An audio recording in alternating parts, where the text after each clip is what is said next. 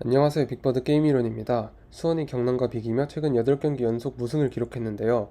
여러 차례의 좋은 기회를 득점으로 연결하지 못하며 승리를 가져가진 못했지만 경기력 측면에서 수원은 2주 만에 완전히 다른 팀이 되었습니다. 벤성환 감독이 2주 동안 구축한 시스템이 벌써부터 잘 녹아들고 있는 것 같은데요. 그렇다면 이날 경기를 달라진 수원의 공간 활용, 달라진 수원의 압박, 그리고 후반전 경남의 전술 변화 순서대로 살펴보겠습니다. 먼저 경남은 이날 4-4-2 대응으로 수비했는데 전반전 내내 미드필더 사이의 간격이 넓었습니다. 지금도 투미들 정현철과 송흥민 사이의 간격이 벌어지자 조윤성이 곧바로 밀리치에게 패스하는데요. 밀리치가 잘 내려와서 볼을 받고 측면의 손석영에게 연결하죠. 변성환 감독은 빌드업 시 후방의 공간을 넓게 활용하며 경남의 압박을 유도했는데 이날은 원톱 밀리치의 연계 플레이가 지난 부산전보다 훨씬 나아지면서 공격을 쉽게 전개할 수 있었습니다. 카즈키가 낮게 내려오며 정현철을 끌어들이고 백동규가 한 번에 밀리치에게 연결해주는데 지난 부산전과 달리 밀리치가 볼 소유권을 지켜주며 수원이 공격을 전개하는 모습이죠. 지금은 백동규가 볼을 잡을 때 김보경이 송흥민을 묶고 카즈키가 내려와 정현철을 끌고 오며 투미들 사이에 간격이 벌어지는데 이때 밀리치가 이 공간으로 내려오고 돌아 들어가는 김보경에게 원터치로 내주며 수원이 빠르게 경남의 1선과 2선을 무너뜨리고 공격을 전개합니다. 지금도 카즈키가 미드필더 정현철을 끌고 내려온 뒤 한 번에 전방으로 연결하는데 이때 김주찬과 밀리치가 원터치로 빠르게 전개하면서 또다시 수원이 순식간에 경남의 수비라인 근처로 진입하죠. 이렇게 경남 선수들을 끌어들인 뒤 백동규가 길게 차준 공을 밀리치가 잘 연결해주며 공격이 매끄럽게 이어지는 장면이 여러 차례 나왔습니다. 밀리치가 보다 적극적인 연계 플레이에 관여한 덕분에 수원은 공격 옵션이 하나 더 늘어났는데요. 지금은 이기재가 볼을 잡을 때 카즈키가 돌연 빠르게 전진합니다. 이를 확인한 밀리치는 곧바로 상대 수비 사이 간격으로 내려오는데 비록 이기재가 백패스를 하며 유의미한 장면으로 이어지진 않았지만 밀리치가 내려오고 카즈키가 전진하며 언제든지 수비수, 원톱, 미드필더로 이어지는 3자 패스를 통해 빠르게 상대 위험지역으로 볼을 운반할 수 있는 상황을 만들었죠.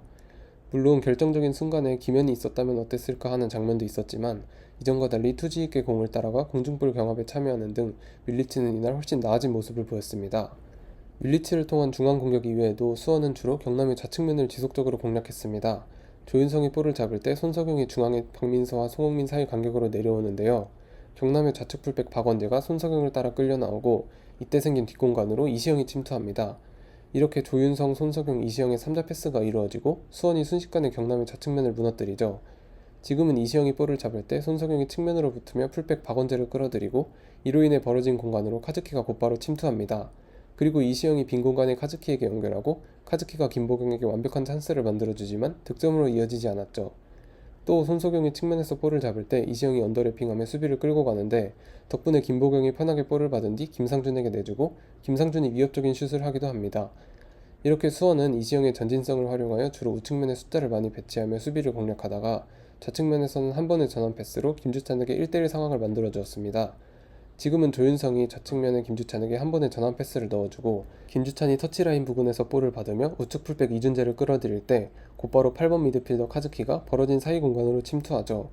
지금도 조윤성이 좌측면에 김주찬에게 한 번의 반대 전환 패스를 하고 또다시 김주찬이 측면에서 볼을 받으며 풀백 이준재와 센터백 김영진 사이의 간격이 벌어지는데 이기재가 이 공간으로 침투합니다. 설현진이 이기재를 막기 위해 따라가고 이로 인해 김주찬에게 중앙으로 드리블할 공간이 열리게 되죠. 다만 아쉬웠던 점은 이날 김주찬의 컨디션이 좋지 않아 지금처럼 볼을 빼앗기는 장면이 많았다는 것이었습니다. 이번에는 이기재가 김주찬에게 내주고 이준재가 김주찬을 따라가자 카즈키가 이준재의 뒷공간으로 침투합니다. 그리고 다시 김주찬에게 패스하며 순식간에 경남의 우측면을 무너뜨리지만 지금도 김주찬의 터치가 길어 기회가 무산되죠. 이렇게 누군가 수비를 끌어들이면 누군가 그 공간으로 침투하는 장면이 끊임없이 나왔는데요. 그 과정에서 미드필더 카즈키의 역할이 중요했습니다. 지금은 눈에 띄는 순간은 아니었지만 카즈키가 전반전 수원의 공격에 큰 역할을 했다는 것을 보여주는 장면입니다. 카즈키가 오른쪽으로 이동한 상황에서 측면에 손석영에게 패스하는데 이시영이 전진하지 않자 자신이 직접 침투합니다. 이렇게 우측면으로 이동해 숫자 싸움을 돕다가 볼이 다시 중앙으로 향하자 빠르게 볼레의 왼쪽 미드필더 자리로 돌아가죠. 그리고 측면에 김주찬이 패스를 받을 때 카즈키가 우측으로 이동했던 탓에 하프스페이스로 침투하기 어려워지자 이번에는 이기재가 언더래핑을 통해 수비를 끌었고 덕분에 왼쪽으로 돌아온 카즈키가 편하게 볼을 받고 또다시 공격을 전개하죠. 이처럼 이날 수원은 한 명이 침투하면 한 명이 공간을 이용하고 자주 침투하던 선수가 자리를 지킬 때는 다른 선수가 침투하는 이러한 패턴을 통해 선수들이 유기적인 움직임을 가져갔습니다. 그리고 이렇게 수원의 공격이 카즈키의 발밑을 자주 거쳐간다는 것은 카즈키의 능력이 잘 활용되고 있다는 것이겠죠. 그리고 카즈키가 볼을 잡을 때 주변에 패스받을 선수가 많다 보니 카즈키의 선택지가 다양해지고 이는 상대를 곤란하게 만들었는데요. 상대가 백패스를 의식하자 카즈키는 이를 역이용해 터치 하나로 상대 압박을 풀어내죠. 지금도 카즈키 주위에 수원 선수들이 많이 배치된 덕분에 카즈키가 터치 하나로 수비를 제치는데 이를 보자마자 손석영은 뒷공간으로 침투하고 카즈키는 곧바로 침투 패스를 넣어줍니다. 이렇게 이날 변성환 감독이 준비한 약속된 플레이가 잘 시행된 덕분에 이전처럼 카즈키가 홀로 고립되는 장면이 나오지 않았습니다. 다음은 수원의 압박입니다. 시즌 초 수원은 전방 압박을 할 때 공격수들만 전진하고 미드필더진은 그대로 머무르는 등 체계적이지 않은 압박 시스템을 보여주었는데 이날은 달랐습니다. 경남이 빌드업 상황에서 백패스를 하자 곧바로 손석영, 카즈키, 김상준이 모두 빠르게 달려나갑니다. 카즈키는 센터백 김영진을, 김주찬은 라이트백 이준재를 따라가고 밀리치와 김상준이 미드필더 정현철을 따라가며 공백을 허용하지 않죠. 이렇게 수원이 체계적인 압박을 보여주었지만 여기서는 경남의 전개가 워낙 좋았습니다. 김영진이 이준재에게, 이준재가 설현진에게, 그리고 설현진이 다시 이준재에게 패스하고 이준재가 패스를 받으러 내려오는 윤주태에게 패스하자 윤주태가 달려나가는 설현진에게 침투 패스를 넣어주는데 이 모든 과정이 원터치로 이루어지며 경남이 수원의 조직적인 압박을 풀어내죠. 이번에는 볼을 빼앗긴 직후 수원의 압박 장면을 살펴보겠습니다. 밀리치가 중앙에서 곡선 형태의 움직임을 가져가며 반대쪽의 패스기를 막으면서 김영진을 측면으로 몰고 라이트백 이준재에게 볼이 향하자 김주찬은 강하게 압박합니다. 이때 카즈키는 정현철을 마크하고 이준재가 윙 설현진에게 패스하자 풀백 이기재가 전진하여 압박하죠. 마지막으로 내려오는 공격수 아라블리는 센터백 백동기가 전진해서 마크하고 결국 수원이 볼을 뺏어내죠. 압박의 시작점인 원톱이 상대 빌드업을 측면으로 몰고 측면에서 1대1로 강하게 압박하는 모습인데 올 시즌 수원의 압박 중 가장 조직적으로 이루어진 장면이 아닌가 싶습니다. 그리고 이날 밀리치는 이전과 달리 성실하게 압박에 가담하는 모습이었죠. 이전 같았으면 밀리치가 아크 쪽에서 걸어다녔을 텐데 이날은 밀리치가 끝까지 김영진을 따라가며 볼을 측면으로 몰았고 덕분에 측면에서 수원 선수들이 1대1로 붙어서 공격을 차단할 수 있었죠. 지금도 예전 같았으면 밀리치가 센터백 사이에서 걸어다니고 덕분에 상대 선수가 편하게 공격을 전개했을 텐데 밀리치가 쫓아오자 이준재는 백패스를 합니다. 이렇게 이날 수원이 좋은 압박을 보여준 데는 달라진 밀리치의 활약이 주요했죠. 이번에도 경남이 백패스를 하자 곧바로 수원 선수들이 함께 달려나가는데 밀리치, 김보경, 손석영, 김주찬, 카즈키, 김상준이 골키퍼를 포함하여 경남 선수들을 한 명씩 마크하고 줄 곳이 없던 골키퍼 고동민의 실수로 수원이 최고의 찬스를 맞지만 김보경이 득점을 만들지 못하고 밀리치의 골은 오프사이드 판정을 받으며 기회가 무산되죠.